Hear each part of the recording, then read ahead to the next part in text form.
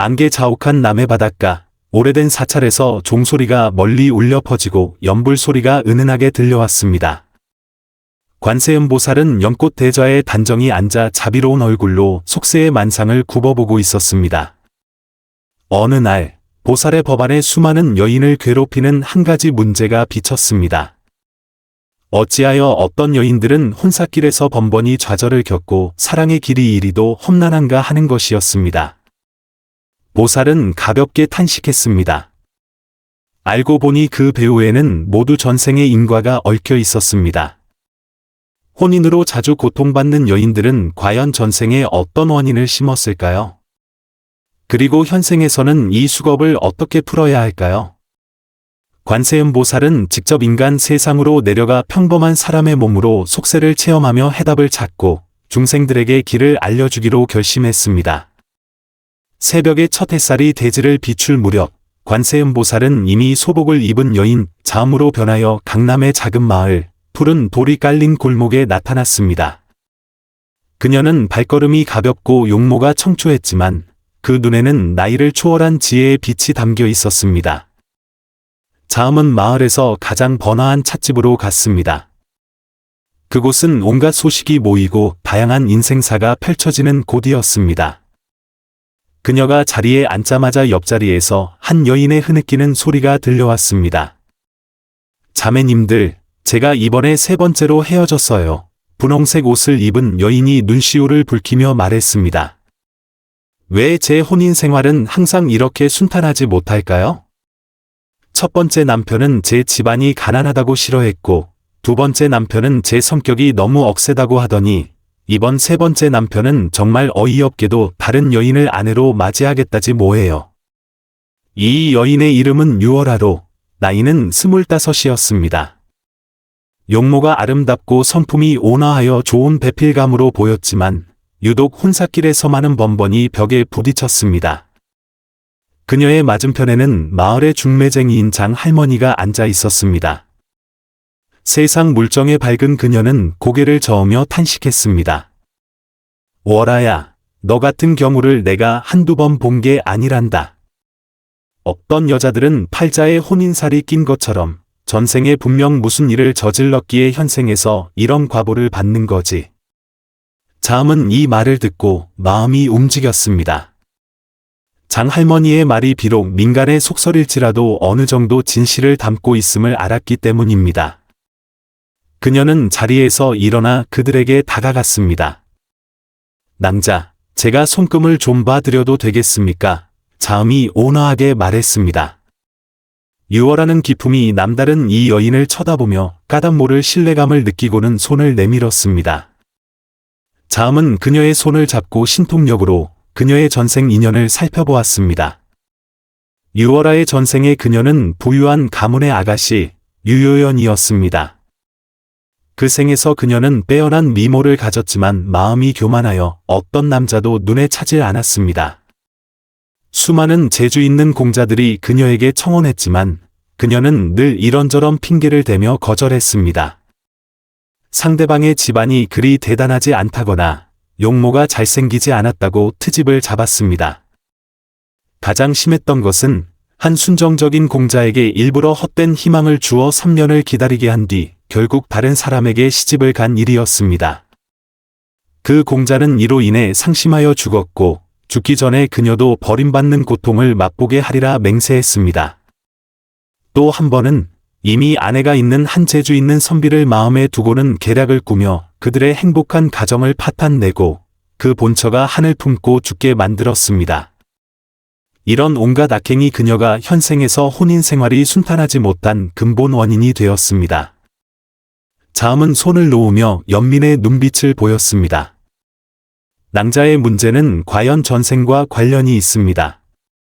정말인가요? 유월아가 다급하게 물었습니다. 그럼 제가 전생에 대체 무슨 짓을 했나요? 자음은 잠시 생각에 잠겼다가 천천히 말했습니다. 전생에 당신은 타인의 감정을 해치고 행복한 인연을 갈라놓는 등 좋지 않은 원인을 심었습니다. 지금 겪는 이 과보는 바로 그때 심은 원인에서 비롯된 것입니다. 장할머니는 옆에서 연신 고개를 끄덕였습니다. 네, 그럴 줄 알았지. 이런 일에는 분명 앞뒤 원인이 있는 법이야. 유월아는 그 말을 듣고 얼굴이 창백해졌습니다. 그럼 저는 현생에서 평생 외롭게 늙어 죽을 운명인가요? 아닙니다. 자음은 고개를 저었습니다. 인과는 존재하지만 풀지 못할 것은 아닙니다. 진심으로 참회하고 덕을 쌓아 선행을 베푼다면 운명을 바꿀 기회는 여전히 있습니다. 그때 찻집으로 또 다른 여인이 들어왔습니다. 30살쯤 되어 보이는 그녀는 옷차림이 수수하고 얼굴에는 수심이 가득했습니다. 그녀는 마을의 과부인 조씨 부인으로 남편이 세상을 떠난 지 5년이 되었고 홀로 2 자녀를 키우고 있었습니다. 조씨 부인은 자리에 앉아 그들의 대화에 끼어들었습니다. 혼인 이야기를 하고 계시는군요. 에휴, 제 인생은 이제 끝났어요. 남편은 일찍 세상을 떠났고 이제는 사람들이 제가 남편을 잡아먹는 팔자라고 하니 누가 저 같은 사람에게 장가들려고 하겠어요? 자음은 조씨 부인을 자세히 살피며 그녀의 전생 인연이 더욱 복잡하다는 것을 알았습니다. 전생의 조씨 부인은 조청아라는 이름의 대갓집 하녀였습니다. 그녀는 주인마님의 행복한 삶을 질투하여 주인마님이 마시는 찬물에 만성독을 탔습니다. 비록 목숨을 앗아갈 정도는 아니었지만 주인마님의 몸은 날로 쇠약해져 결국 일찍 세상을 떠나고 말았습니다. 그뿐만이 아니었습니다. 조청아는 자신을 진심으로 사랑했던 한 서생을 배신하고 권세 있는 집안에 빌붙기 위해 그를 버렸습니다. 그 서생은 후에 시리에 빠져 중이 되어 평생 결혼하지 않았습니다. 이러한 전생의 악업으로 인해 그녀는 현생에서 일찍 과부가 되었을 뿐만 아니라 남편 잡아먹는 팔자라는 오명까지 뒤집어쓰게 된 것입니다.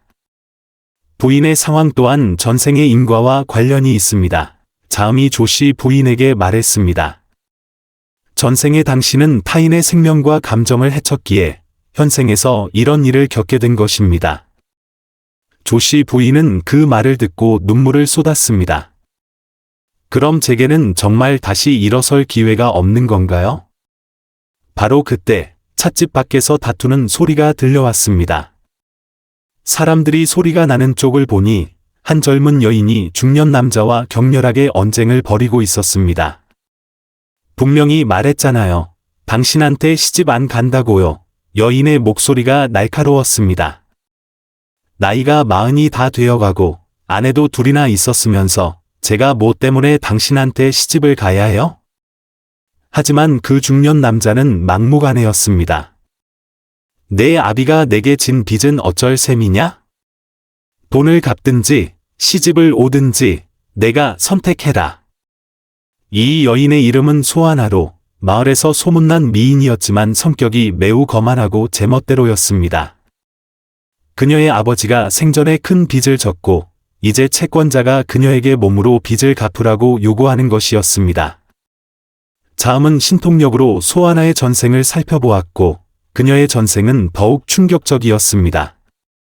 전생의 소아나는 소묘음이라는 이름의 기생이었지만 억지로 기생이 된 것은 아니었습니다. 누이는 미모가 뛰어났을 뿐만 아니라 검은고 연주, 바둑, 서예, 그림에도 재능이 있었다. 그 결과 많은 부유하고 영향력 있는 사람들이 그녀의 미모를 탐냈다. 그러나 그녀는 심계가 깊어 늘 이 남자들 사이의 관계를 이간질하여 그들이 자신을 위해 서로 반목하고 심지어 주먹다짐을 하게 만들었습니다. 몇 번이나 그녀를 차지하려다 목숨을 잃는 사람도 있었습니다. 가장 심했던 것은 그녀가 일부러 이미 결혼한 한 관리를 유혹하여 그가 아내와 자식을 버리게 만들었고 결국 그 관리의 아내는 충격을 이기지 못하고 스스로 목숨을 끊어 어린 자식만 남겨진 일이었습니다. 이런 온갖 악행으로 소묘음은 전생에 엄청난 악업을 쌓았습니다.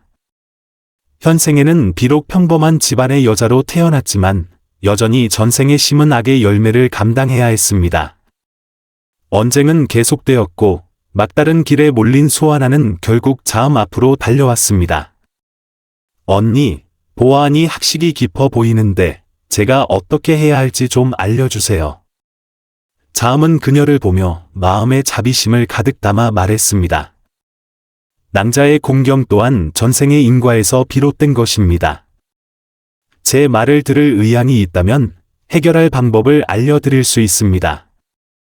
무슨 방법이요? 소아나가 다급하게 물었습니다. 자음이 막 대답하려는 순간 찻집에 또 다른 여인이 들어왔습니다. 마을 부호의 딸인 왕설매였습니다. 그녀의 상황은 또 달랐습니다. 왕설매는 이미 28살이었지만 아직 시집을 가지 않았는데 아무도 원하지 않아서가 아니라 눈이 너무 높아 늘 이것저것 따졌기 때문입니다. 왕설매는 자리에 앉아 그들이 혼인 문제를 토론하는 것을 듣고는 냉소하며 말했습니다. 당신들 참 우습네요. 혼인이 뭐가 그렇게 좋다고. 남자들은 다 믿을 수 없는 존재들이에요. 저는 평생 시집 안 가고 말지 그런 고생은 하고 싶지 않아요. 자음은 왕설매의 전생을 살펴보았고 그녀가 전생에 왕연방이라는 이름의 현령의 딸이었음을 알게 되었습니다. 그 생에서 그녀는 평민들의 행복한 삶을 눈뜨고 보지 못해 늘 아버지의 권세를 이용하여 다른 사람들의 혼인을 파탄냈습니다. 어릴 적부터 함께 자란 한 연인이 이미 약혼까지 했지만 왕연방이 그 남자를 마음에 두게 되었습니다. 그녀는 아버지에게 시켜있지도 않은 죄명을 씌워 남자의 아버지를 잡아 가두고 그 남자가 자신과 혼인하지 않으면 아버지를 감옥에서 죽게 만들겠다고 협박했습니다. 남자는 아버지를 구하기 위해 어쩔 수 없이 왕연방과 혼인하기로 했지만 그 후로 내내 우울하게 지냈습니다. 그리고 그 연인이었던 여인은 사랑하는 사람을 잃고 결국 상심하여 죽었습니다. 왕연방은 비슷한 짓을 한두 번 한 것이 아니었습니다. 이러한 악업으로 인해 그녀는 현생에서 비록 부유한 집안에 태어났지만 감정적으로는 늘 진정한 사랑을 얻지 못했습니다. 그녀에게 접근하는 남자들은 모두 그녀의 재산을 노리거나 다른 속셈이 있었고 단 한 명도 진심으로 그녀를 사랑하지 않았습니다. 왕 아가씨, 자음이 온화하게 말했습니다. 아가씨의 생각은 이해할 수 있습니다. 하지만 왜 항상 진심으로 아가씨를 사랑하는 사람을 만나지 못하는지 생각해 보신 적은 없으신가요? 왕설매는 잠시 멈칫했습니다. 그게 무슨 뜻이죠? 모든 사람의 경험에는 그 깊은 원인이 있습니다. 자음이 말했습니다. 우리가 그 근원을 찾을 수 있다면 현재 상황을 바꿀 수 있을지도 모릅니다. 그때 찻집에는 이미 꽤 많은 사람들이 모여 그들의 대화에 귀를 기울이고 있었습니다. 그 중에는 혼인 생활이 순탄하지 않은 다른 여인들도 몇 명 있었고 그들은 모두 자음의 견해를 듣기 위해 주위로 모여들었습니다.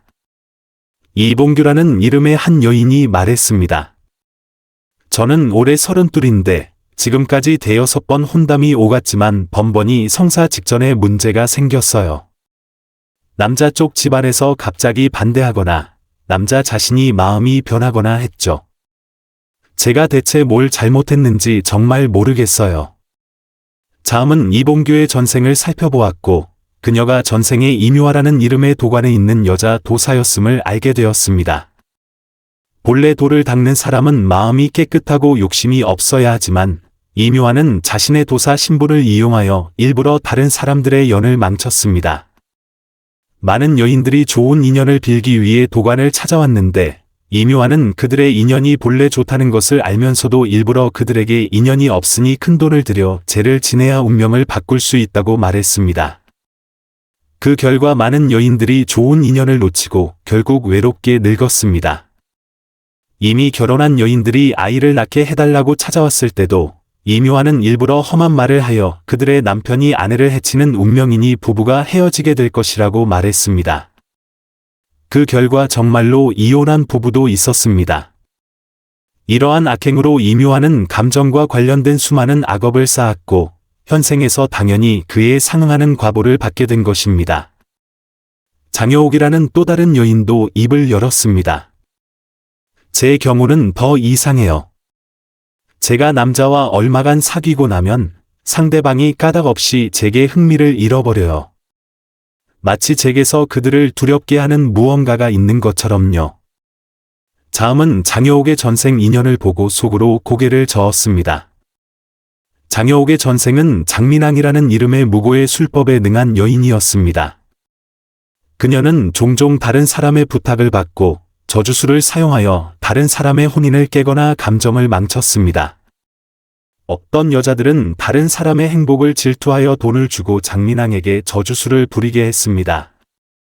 장민왕은 오는 사람을 막지 않고 마음을 변하게 하거나 병들게 하거나 집안을 망하게 하는 등 무슨 일이든 가리지 않았습니다. 수많은 행복했던 가정이 그녀의 저주술로 산산조각 났습니다. 이렇게 다른 사람의 감정을 전문적으로 파괴한 악업은 현생에서 당연히 그녀가 감정적인 면에서 번번이 좌절을 겪게 만들었습니다. 남자들이 까닭없이 그녀에게 흥미를 잃는 것은 바로 그녀의 몸에 전생에 다른 사람의 감정을 파괴했던 업의 기운이 남아있기 때문이었습니다. 이 여인들의 사연을 들으며 그 자리에 있던 사람들은 모두 안타까워했습니다. 장할머니는 감개무량하게 말했습니다. 이 인과응보라는 게 정말 조금의 오차도 없나 보구먼. 자음은 고개를 끄덕였습니다. 과연 그렇습니다. 하지만 그녀는 말을 돌려 말했습니다. 인과는 존재하지만 바꿀 수 없는 것은 아닙니다. 정말인가요? 모든 사람들이 간절한 눈으로 그녀를 쳐다보았습니다.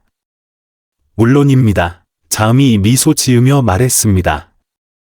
불법은 자비를 근본으로 하므로 구원받을 수 없는 사람은 아무도 없다고 봅니다. 진심으로 참회하고 덕을 쌓아 선행을 베푼다면 어떤 악업이라도 해결할 수 있습니다. 유월아가 다급하게 물었습니다. 그럼 저희는 어떻게 해야 하나요? 자음이 막 대답하려는데 갑자기 밖에서 급한 발소리가 들려왔습니다. 화려한 옷차림의 한 부인이 하녀 몇 명을 거느리고 찻집으로 서둘러 들어왔습니다. 이 부인의 이름은 임소심으로 도성에서 온 귀부인이었습니다. 마을에 전생의 인과를 볼 수 있는 기이한 여인이 있다는 소문을 듣고 일부러 도움을 청하러 온 것이었습니다. 전생을 볼 줄 아시는 분이 어느 분이십니까? 임소심은 주위를 둘러보다가 마침내 자음에게 시선을 고정했습니다. 자음은 담담하게 미소 지으며 물었습니다. 부인께서는 저를 찾아 무슨 일이십니까? 임소심은 서둘러 앞으로 나와 거의 무릎을 꿇을 뻔했습니다. 제발 저를 구해주세요. 저는 이미 3번이나 시집을 갔지만 남편들이 모두 일찍 죽었습니다. 이제 모든 사람들이 저를 남편 잡아먹는 팔자라고 해서 아무도 제게 장가들려 하지 않습니다. 정말 어떻게 해야 할지 모르겠습니다. 자음은 신통력으로 임소심의 전생을 살펴보았고 그 광경에 충격을 받았습니다. 전생의 임소심은 임매낭이라는 이름의 잔인무도한 여인이었습니다. 임매낭은 미모가 출중했지만 마음은 뱀과 같았습니다. 그녀는 평생 동안 10명이 넘는 남자를 해쳤으며 그 수법이 매우 잔인했습니다. 어떤 이들은 그녀의 남편이었고 어떤 이들은 그녀의 정보였으며 어떤 이들은 무고하게 그녀에게 얽힌 남자들이었습니다. 그녀의 범행 수법은 매우 교묘하여 매번 사고나 질병으로 위장했기 때문에 아무에게도 발각되지 않았습니다. 그녀가 그렇게 한 이유는 때로는 재산을 위해서, 때로는 자신의 죄를 덮기 위해서, 때로는 순전히 살인의 쾌감을 즐기기 위해서였습니다. 이렇게 자신의 남편을 살해한 악업은 가장 무거운 것이었기에 그녀는 현생에 부유한 집안의 딸로 태어났음에도 여전히 남편 잡아먹는 팔자라는 과보를 받아야 했습니다. 부인의 상황은 확실히 좀 특별합니다. 자음이 무겁게 말했습니다. 부인께서 전생에 지은 업장이 매우 깊어 현생의 과보 또한 유난히 심각합니다. 임소심은 그 말을 듣고 얼굴이 종이처럼 하얘졌습니다. 그럼 저는 영원히 좋은 결과를 얻을 수 없는 건가요? 바로 그때 밖에서 또 한 차례 소란스러운 소리가 들려왔습니다. 알고 보니 마을의 현령이 이곳에 고인이 있다는 소문을 듣고 직접 찾아온 것이었습니다. 현령의 이름은 조문현으로 청렴하고 정직한 좋은 관리였지만 그에게는 딸 조청년의 혼인 문제라는 한 가지 고민이 있었습니다.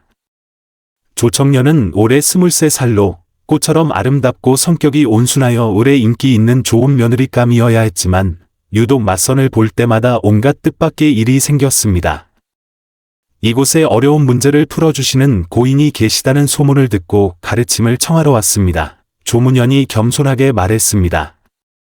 자음은 조청년의 전생을 살펴보았고 그녀가 전생에 조궁심이라는 이름의 유명한 여류 시인이었음을 알게 되었습니다. 하지만 이 여류 시인에게는 다른 사람의 혼인을 헐뜯는 시를 전문적으로 쓰는 특별한 버릇이 있었습니다. 그녀는 사랑하는 부부나 곧 결혼할 연인들을 볼 때마다 시를 써서 비꼬고 조롱했으며 심지어 헛소문을 지어내 다른 사람의 명예를 훼손했습니다.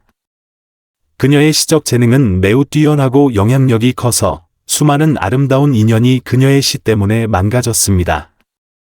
어떤 여자들은 그녀의 시에 헐뜯겨 명예가 실추되어 결국 시집을 가지 못했습니다. 어떤 부부들은 그녀의 이간질 때문에 오해가 생겨 결국 헤어졌습니다. 그녀는 이렇게 그를 무기로 삼아 수많은 사람의 감정 생활에 상처를 입혔습니다. 이렇게 글로써 다른 사람의 감정을 파괴한 악업으로 인해 그녀는 현생에서 비록 품성과 외모가 모두 뛰어났지만 혼사길에서 늘 온갖 장애물을 만나게 된 것입니다. 따님의 문제 또한 전생의 인과와 관련이 있습니다. 자음이 조문현에게 말했습니다. 따님은 전생의 글로써 다른 사람의 감정을 해쳤기에 현생에서 감정적인 면에 장애가 있는 것입니다. 조문현은 그 말을 듣고 근심 어린 표정을 지었습니다. 그럼 어떻게 해결해야 합니까? 그때 찻집에는 이미 수십 명의 사람들이 모여 모두 자음의 대답을 기다리고 있었습니다. 공기 중에는 긴장감과 기대감이 감돌았습니다. 자음은 주위를 둘러보며 혼인 문제로 고통받는 이 여인들을 보고 마음에 무한한 자비심이 일었습니다. 그녀는 이제 진실을 밝힐 때가 되었다는 것을 알았습니다. 여러분, 자음이 목을 가다듬고 말했습니다. 제가 방금 여러분의 전생 인연을 살펴보니 혼인 생활이 순탄하지 않은 모든 여인들은 전생에 비슷한 잘못을 저질렀다는 것을 발견했습니다. 모든 사람들이 숨을 죽이고 그녀의 다음 말을 기다렸습니다.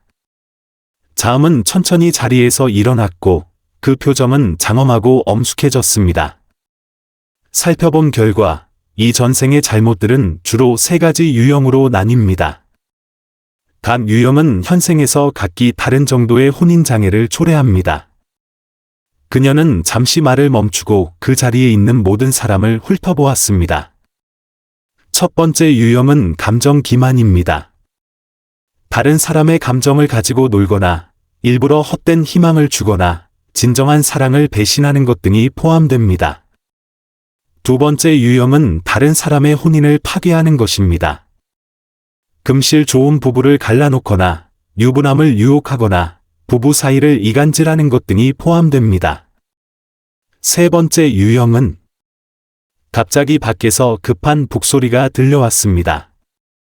알고 보니 현청에 급한 일이 생겨 소집하는 소리였습니다. 조문현은 북소리를 듣고 안색이 변했습니다. 이런 긴급한 공무가 생겨서 먼저 돌아가 처리해야겠습니다. 그는 서둘러 자음에게 예를 올리며 말했습니다. 고인, 공무를 처리하고 나서 반드시 다시 가르침을 청하러 오겠습니다. 부디 잠시 마을에 머물러 떠나지 말아 주십시오. 자음은 미소 지으며 고개를 끄덕였습니다. 현령께서는 마음 놓으십시오. 여기서 기다리고 있겠습니다. 조문현은 수행원들을 데리고 서둘러 떠났고 찻집 안의 사람들도 술렁이기 시작했습니다. 바쁜 일이 있는 몇몇 사람들은 떠났지만 더 많은 사람들은 남아서 자음의 설명을 끝까지 듣고 싶어 했습니다. 임소심이 조급하게 말했습니다. 고인, 방금 말씀하신 세 번째 유형은 무엇입니까? 우리 같은 사람들은 전생에 대체 무슨 짓을 했고 또 어떻게 해결해야 하나요? 유월아도 애타게 고개를 끄덕였습니다. 맞아요. 저희에게 진실을 꼭 알려주세요. 자음은 이 간절한 얼굴들을 보며 그들이 더 이상 기다릴 수 없다는 것을 알았습니다. 하지만 어떤 진실은 적절한 시기에 밝혀져야 하고 어떤 해결 방법은 더 적절한 조건에서 전수되어야 한다는 것도 알고 있었습니다. 여러분, 조급해하지 마십시오. 자음이 온화하게 말했습니다. 인과의 이치는 넓고 깊으며 해결 방법은 더욱 상세한 설명이 필요합니다. 혈령께서 급한 일이 있으니 그분이 돌아오신 후에 자세히 설명하는 것이 어떻겠습니까? 그렇게 하면 더 많은 인연 있는 분들이 이 중요한 내용을 들을 수 있을 것입니다. 바로 그때 찻집 밖에서 갑자기 그윽한 연불 소리가 울려 퍼졌습니다. 사람들이 소리가 나는 쪽을 보니 눈처럼 흰 옷을 입은 한 여인이 천천히 걸어오고 있었습니다. 이 여인은 용모가 절세미인이었고 기품이 초연했으니 바로 관세음보살의 진신이 나타난 것이었습니다. 자음은 진신이 오신 것을 보고 때가 되었음을 알았습니다. 그녀는 합장하여 예를 올린 후 사람들에게 말했습니다. 여러분은 복이 많으십니다. 오늘 가장 귀한 가르침을 듣게 될 것입니다. 관세음보살이 찻집으로 들어서자 모든 사람들은 평화로운 기운이 얼굴에 와 닿는 것을 느꼈습니다. 그녀의 목소리는 하늘의 소리처럼 아름다웠습니다. 모든 중생에게는 불성이 있으나 무지와 업장에 가려져 윤회 속에서 고통받는 것이다. 오늘 내가 너희를 위해 의문을 풀고 혼란을 해결해 주리라. 유월아 등은 눈앞에 이분이 관세음보살인 줄은 몰랐지만 그 몸에서 풍기는 비범하고 성스러운 기운을 느끼고 모두 공손하게 귀를 기울였습니다. 방금 자음이 너희의 전생 인연을 분석해 주었다. 관세음보살이 계속 말했습니다. 이제 내가 너희에게 세 번째 유형의 전생의 잘못과 구체적인 해결 방법을 알려주겠다. 모든 사람들이 숨을 죽이고 이 중요한 가르침을 기다렸습니다. 세 번째 잘못은 관세음보살이 천천히 말했습니다. 무고한 생명을 해치는 것이다. 다른 사람을 죽게 하거나 독을 써서 모함하거나 권세를 이용하여 사람을 죽음에 이르게 하는 것 등이 포함된다. 이런 종류의 악업은 가장 무거워서 현생에서 혼인이 순탄하지 않을 뿐만 아니라 자녀와 가정의 흥망에도 영향을 미칠 수 있다. 임소심은 이 말을 듣고 몸을 주체할 수 없이 떨었습니다. 그녀는 자음이 방금 본 자신의 전생에 여러 남자를 살해한 악행을 떠올리며 마음에 극심한 공포를 느꼈습니다.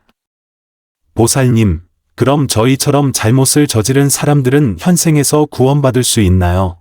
그녀가 떨리는 목소리로 물었습니다. 관세음보살은 자비롭게 그녀를 보며 말했습니다. 물론 구원받을 수 있다. 불법은 끝이 없고 자비는 무량하다. 진심으로 참회하고 잘못을 고치기로 결심한다면 어떤 업장이라도 해결할 수 있다. 이제 내가 너희에게 세 가지 해결 방법을 전수하겠다. 이 말을 듣고 모든 사람들은 정신이 번쩍 들었고 온 신경을 집중하여 기다렸습니다. 첫 번째 방법, 진심으로 참회하고 다시는 업을 짓지 않겠다고 서원하라. 관세음보살이 말했습니다. 너희는 부처님 앞이나 깨끗한 곳에서 전생에 저지른 잘못을 진심으로 참회해야 한다. 표면적인 사과가 아니라 마음 깊은 곳에서 우러나오는 후회와 잘못을 고치겠다는 결심이어야 한다. 동시에 현생에서는 절대로 비슷한 잘못을 저지르지 않겠다고 맹세해야 한다. 유월아가 급히 물었습니다. 보살님, 구체적으로 어떻게 참회해야 하나요? 내일 아침 저녁으로 불상 앞이나 깨끗한 곳에서 30분 동안 정성껏 참회하라. 자신이 전생에 저지른 잘못을 구체적으로 말하고 진심 어린 후회를 표현하며 현생에서는 선행으로 보답하겠다고 서원하라. 이렇게 1년 동안 꾸준히 하면 업장이 많이 가벼워질 것이다. 관세음보살이 자세히 설명했습니다. 두 번째 방법, 적극적으로 선행을 베풀고 널리 좋은 인연을 맺으라. 관세음보살이 계속 말했습니다. 전생에 다른 사람의 감정과 삶을 파괴했으니 현생에서는 다른 사람이 행복을 얻도록 열심히 도와야 한다. 감정적인 어려움을 겪는 사람들을 주도적으로 돕고 다른 사람의 아름다운 인연을 이루어 주어라. 장여옥이 의아해하며 물었습니다. 보살님, 저희가 어떻게 다른 사람을 도울 수 있나요? 방법은 많다. 관세음보살이 미소 지으며 말했습니다. 예를 들어 중매쟁이가 되어 독신 남녀의 다리를 놓아주거나 혼인의 문제가 생긴 부부가 다시 화목해지도록 돕거나 가난한 집안의 딸이 시집갈 수 있도록 후원하거나 버림받은 부녀와 아이들을 보호하는 것 등이다. 요컨대 실제 행동으로 전생에 입힌 상처를 치유해야 한다. 소하나가 생각에 잠겨 물었습니다. 그럼 얼마나 많은 선행을 해야 충분한가요? 이것은 양의 문제가 아니라 마음의 문제이다. 관세음보살이 말했습니다. 만약 내가 진심으로 전생의 과오를 갚고 싶다면 자연히 온 힘을 다해 다른 사람을 도울 것이다. 너의 선행이 충분히 진실되고 지속될 때 자연히 전생의 원한 맺힌 이들을 감화시켜 서로의 원한을 풀 수 있을 것이다. 세 번째 방법, 삼보에 공양하고 복과 덕을 쌓으라. 관세음보살이 마지막 방법을 말했습니다. 자주 절에 가서 불법승 삼보에 공양하고 재물을 보시하며 꽃, 향, 과일 등을 공양하라. 동시에 경전과 주문, 특히 대비주와 반야심경을 매일 108번 이상 외워라. 조씨 부인이 바삐 물었습니다. 보살님, 저희는 집안 형편이 넉넉하지 않은데 무엇을 공양해야 하나요? 공양은 재물에 많고 적음에 있는 것이 아니라 마음의 정성에 있다. 관세음보살이 자비롭게 말했습니다. 비록 향 한 자루, 꽃 한 송이, 물 한 잔일지라도 진심으로 공양한다면 그 공덕은 무량하다. 가장 중요한 것은 꾸준히 하는 것이지 사흘 하고 이틀 쉬어서는 안 된다. 왕설매가 물었습니다. 보살님, 이 세 가지 방법을 동시에 해야 하나요? 얼마나 오랫동안 지속해야 하나요? 동시에 하는 것이 가장 좋고 그래야 효과가 더 좋다. 관세음보살이 대답했습니다. 시간에 관해서는 개인의 전생 업장이 얼마나 가볍고 무거운지에 따라 다르다. 일반적으로 3년을 꾸준히 하면 뚜렷한 효과를 볼 수 있고 7년이면 거의 해결할 수 있으며 만약 10년을 꾸준히 할 수 있다면 거의 완전히 운명을 바꿀 수 있다. 이러한 구체적인 방법을 듣고 그 자리에 있던 여인들은 모두 희망의 빛을 띄었습니다. 하지만 동시에 몇 가지 걱정도 있었습니다. 이봉교가 물었습니다. 보살님, 저희가 이 세 가지 방법대로 하면 정말로 운명을 바꿀 수 있나요? 혹시 심리적인 위안에 불과한 것은 아닐까요? 관세음보살이 단호하게 말했습니다. 인과율은 우주에서 가장 확실한 법칙이며 결코 심리적인 위안이 아니다. 너희가 진심으로 이 세 가지 방법대로 행한다면 반드시 효과가 있을 것이다. 다만 특별히 주의해야 할 점이 몇 가지 있다. 첫째, 반드시 진심이어야 하며 건성으로 해서는 안 된다. 만약 겉으로만 신용을 하고 마음속에 진정한 뉘우침이 없다면 그것은 아무 소용이 없다. 둘째, 꾸준히 해야 하며 중도에 포기해서는 안 된다. 업장을 해결하는 것은 장기적인 과정이므로 충분한 인내심과 끈기가 필요하다. 셋째, 인과를 믿고 스스로 바꿀 수 있다고 믿어야 한다. 만약 선행을 하면서도 의심한다면 그 효과는 크게 줄어들 것이다. 유월하는 듣고 나서 재빨리 물었습니다. 보살님, 저희가 제대로 하고 있는지 어떻게 알 수 있나요? 업장이 줄어들고 있는지 어떻게 알 수 있나요? 판단할 수 있는 몇 가지 징표가 있다. 관세음보살이 말했습니다. 첫째, 마음이 점점 평온해지고 더 이상 그렇게 불안하거나 두려워하지 않게 된다. 둘째, 인간관계가 점차 개선되고 주변의 귀인과 좋은 인연이 더 많이 나타난다. 셋째, 감정적인 면에서 좋은 전환점이 생기기 시작하며 비록 당장 마음에 드는 짝을 찾지 못하더라도 적어도 더 이상 그런 나쁜 인연은 만나지 않게 된다.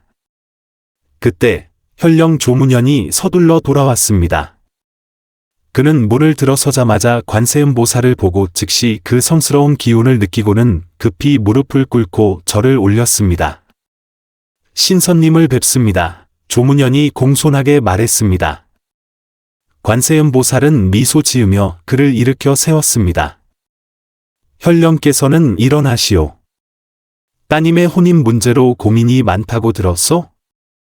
그렇습니다. 조문현이 사실대로 말했습니다.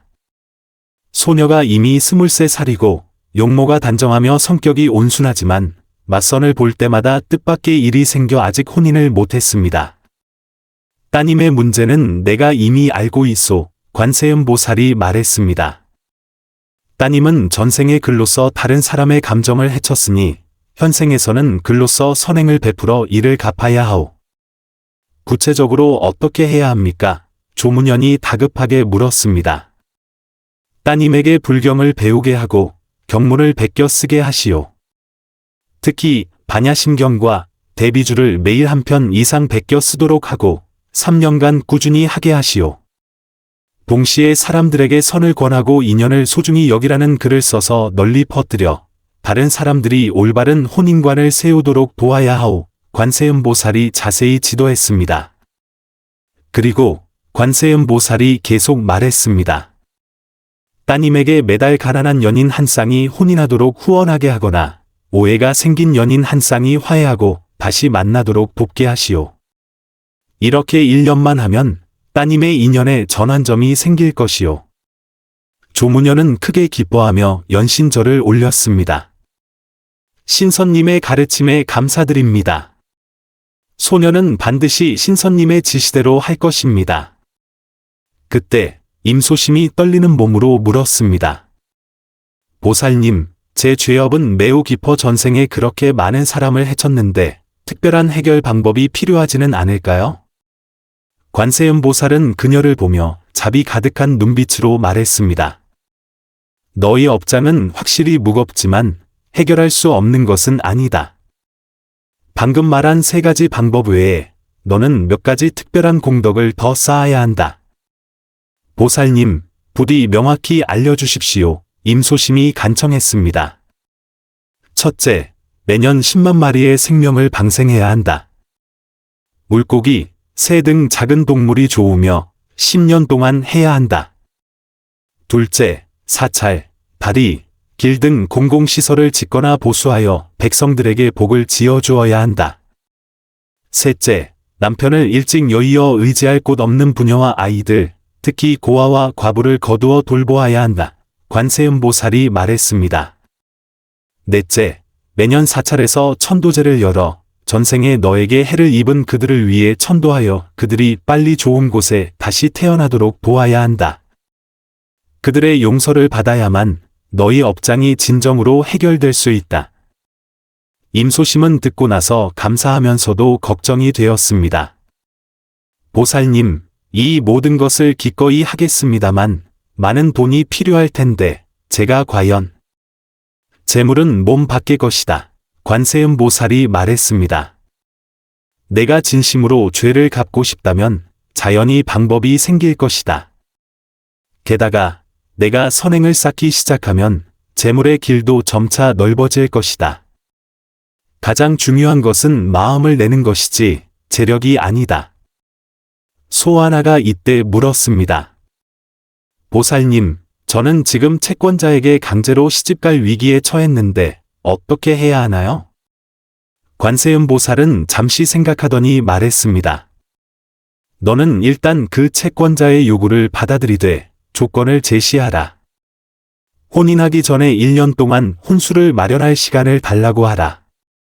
그 1년 동안 너는 내가 말한 3가지 방법대로 행하고 동시에 열심히 돈을 벌어 빚을 갚아라. 내가 진심으로 뉘우친다면 반드시 귀인이 나타나 너를 도와 어려움을 헤쳐나가게 해줄 것이다. 기억하라. 관세음보살이 엄숙하게 말했습니다. 그 1년 동안 너는 절대로 다시는 다른 사람의 감정을 해치는 일을 해서는 안 된다. 오히려 힘껏 다른 사람을 돕고 다른 사람의 아름다운 인연을 이루어 주어야 한다. 그래야만 전생의 악업을 빨리 해결할 수 있다. 왕설매가 물었습니다.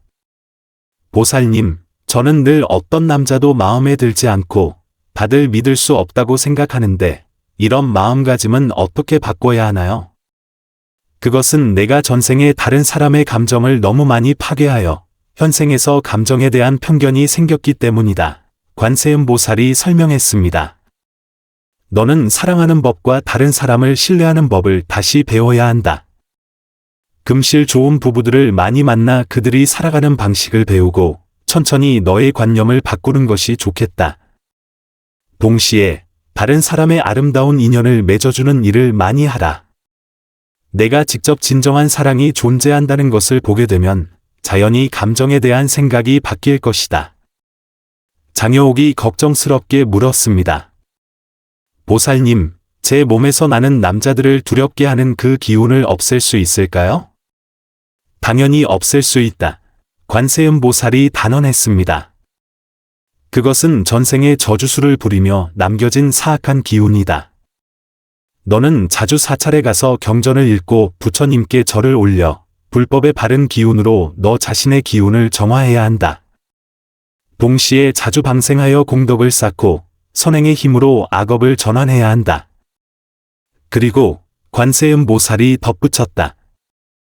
너는 다른 사람의 감정 문제를 해결하는 것을 배우고 올바른 방법으로 다른 사람의 인연을 이루어 주어야 한다. 너의 선행이 충분히 많아지면 몸에 있는 사악한 기운은 자연히 사라질 것이다. 그때 장할머니가 참지 못하고 물었습니다. 보살님, 제가 이렇게 여러 해 동안 중매를 서면서 꽤 많은 인연을 맺어주었는데 왜 제 자신의 혼인은 순탄하지 않을까요? 관세음보살은 그녀를 보며 미소 지었습니다. 그대는 확실히 많은 인연을 맺어주었지만 때로는 더 많은 중매비를 벌기 위해 그다지 어울리지 않는 혼인을 맺어주기도 했다. 어떤 부부들이 나중에 화목하지 못했던 것은 그대가 당시에 부적절하게 짝을 지어준 것과도 관련이 있다. 장할머니는 듣고 나서 조금 부끄러워졌습니다. 보살님 말씀이 맞습니다. 제가 정말 때로는 돈 때문에 그다지 어울리지 않는 사람들을 억지로 엮어주기도 했습니다.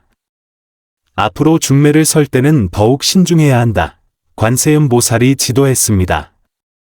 단지 돈을 벌기 위해서가 아니라 진정으로 당사자들의 행복을 고려해야 한다.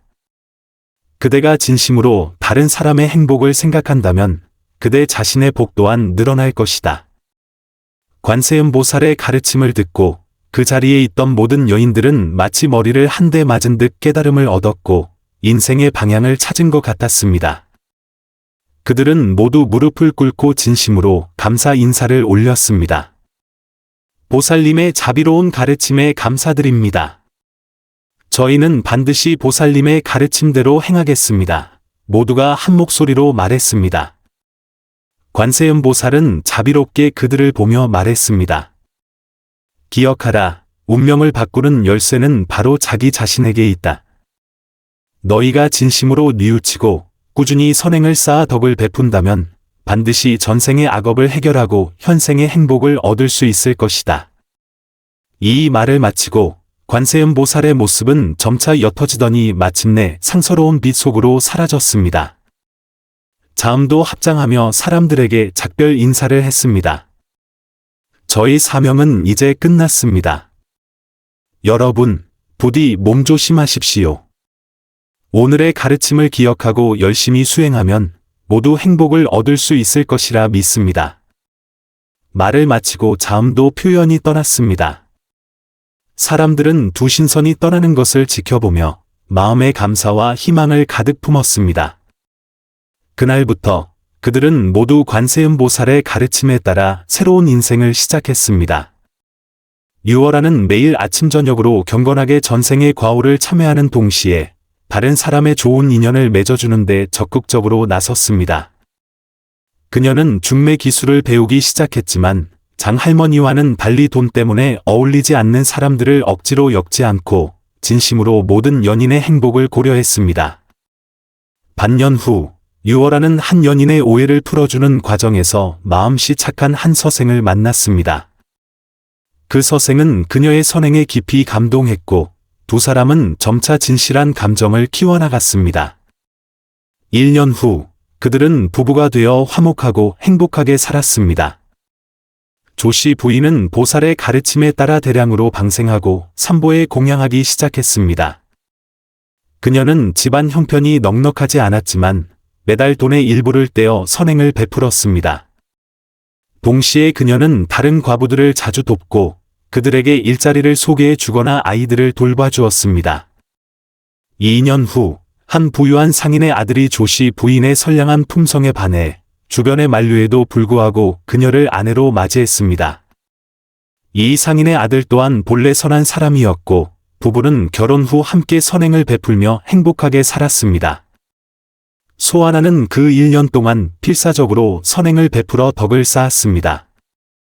그녀는 관세음보살의 가르침에 따라 참회하고 선행을 했을 뿐만 아니라 온갖 방법으로 돈을 벌어 빚을 갚았습니다.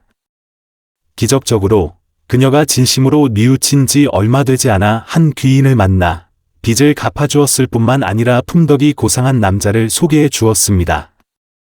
이 남자는 소아나의 사연과 변화에 대해 듣고 그녀의 용기와 선량함에 깊은 감명을 받았습니다. 두 사람은 얼마간 사귄 후 서로 마음이 잘 통하는 것을 발견하고 마침내 부부가 되었습니다. 왕설매는 자신의 관념을 바꾸는데 3년의 시간을 보냈습니다. 그 3년 동안 그녀는 직접 10쌍이 넘는 연인을 맺어주었고 진정한 사랑의 아름다움을 직접 목격했습니다. 점차 그녀의 감정에 대한 편견은 사라졌고 세상에 진실한 사랑이 존재한다는 것을 믿기 시작했습니다. 그녀가 31살 되던 해, 오랫동안 그녀를 짝사랑해온 한 남자가 마침내 용기를 내어 고백했습니다. 이 남자는 품격이 높고 그녀에 대한 사랑이 깊고 진실했습니다. 왕설매는 그의 진심에 감동하여 두 사람은 마침내 함께하게 되었습니다. 이봉규는 관세음보살의 가르침에 따라 꾸준히 참회하고 선행을 하는 동시에 매일 경전을 읽고 부처님께 절을 올렸습니다. 3년 후 그녀는 마음에 드는 짝을 찾았을 뿐만 아니라 가난한 집안의 자녀들을 위해 무료로 중매를 서주는 중매소를 열었습니다. 장여옥은 자신의 기운을 정화하는 데 5년의 시간을 보냈습니다. 그 5년 동안 그녀는 매일 경전을 읽고 부처님께 절을 올렸으며 대량으로 방생하고 다른 사람들의 감정 문제를 해결하는 데 적극적으로 도왔습니다. 점차 주변 사람들은 그녀의 몸에서 바른 기운이 커지는 것을 느낄 수 있었고 사람들을 두렵게 하던 그 사악한 기운은 완전히 사라졌습니다. 마침내 그녀는 수행이 깊은 한거사를 만났고 두 사람은 같은 믿음으로 인연을 맺어 행복한 가정을 이루었습니다. 임소심의 업장은 가장 무거웠고 해결 과정도 가장 힘들었습니다. 하지만 그녀는 이를 악물고 10년 동안 관세음보살의 가르침을 엄격히 따랐습니다. 그녀는 100만 마리의 생명을 방생했을 뿐만 아니라 3개의 다리를 건설하고 5개의 사찰을 보수했으며 20명이 넘는 고아와 과부를 거두었습니다. 그녀가 40살 되던 해 마침내 덕망 높은 한 고승이 소개해준 좋은 인연을 만났습니다. 이 남자 또한 수행자였으며 그녀의 아름다움과 재산이 아닌 그녀의 선한 마음과 공덕을 보았습니다. 두 사람은 결혼 후 함께 자선 사업에 힘쓰며 그 지역의 아름다운 이야기로 남았습니다. 조청년은 아버지의 말을 전해 듣고 대량으로 경문을 베껴 쓰는 동시에 사람들에게 선을 권하는 글을 썼습니다. 그녀의 문장력은 매우 뛰어나 그녀가 쓴 글은 사람들의 마음을 깊이 울렸고 곧 그 지역에 널리 퍼졌습니다. 많은 사람들이 그녀의 글 때문에 감정에 대한 태도를 바꾸고 자신의 인연을 더욱 소중히 여기게 되었습니다. 2년 후 그녀의 문제와 품덕을 높이 산 한 젊은 학자가 그녀에게 청혼했습니다. 이 학자는 품격이 높고 재능이 출중하여 바로 그녀가 꿈꾸던 이상적인 배우자였습니다. 두 사람은 결혼 후 함께 문학 창작에 종사하며 긍정적인 에너지를 전파했습니다. 장할머니도 관세음보살의 가르침에 따라 중매 방식을 바꿨습니다.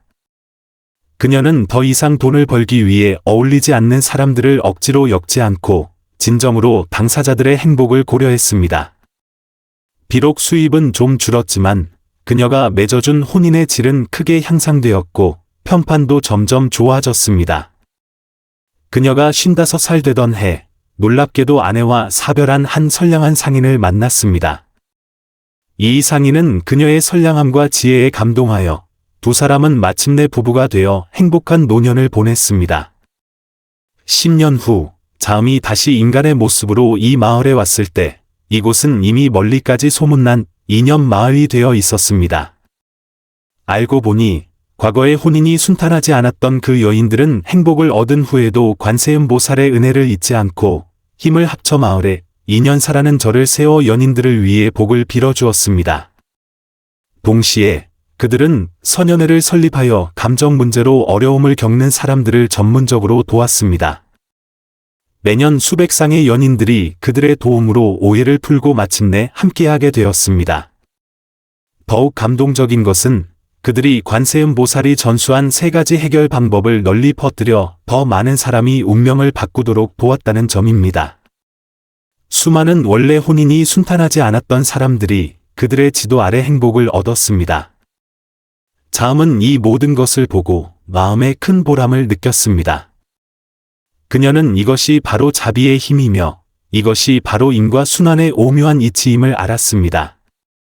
사람들이 진심으로 뉘우치고 선행에 힘쓸 때 자신의 운명을 바꿀 수 있을 뿐만 아니라 더 많은 사람이 행복을 얻도록 도울 수 있는 것입니다. 혼인이 순탄하지 않은 여인들은 전생의 대부분 감정 기만, 다른 사람의 혼인 파괴, 무고한 생명 해침이라는 3가지 유형의 잘못을 저질렀습니다. 그러나 인과가 비록 무거울지라도 자비는 더욱 깊으니 진심으로 참회하고 적극적으로 선행을 베풀며 삼보에 공양하고 꾸준히 수행한다면 어떤 업장이라도 해결할 수 있습니다. 진심으로 선을 향하는 자는 반드시 좋은 결과를 얻을 것입니다.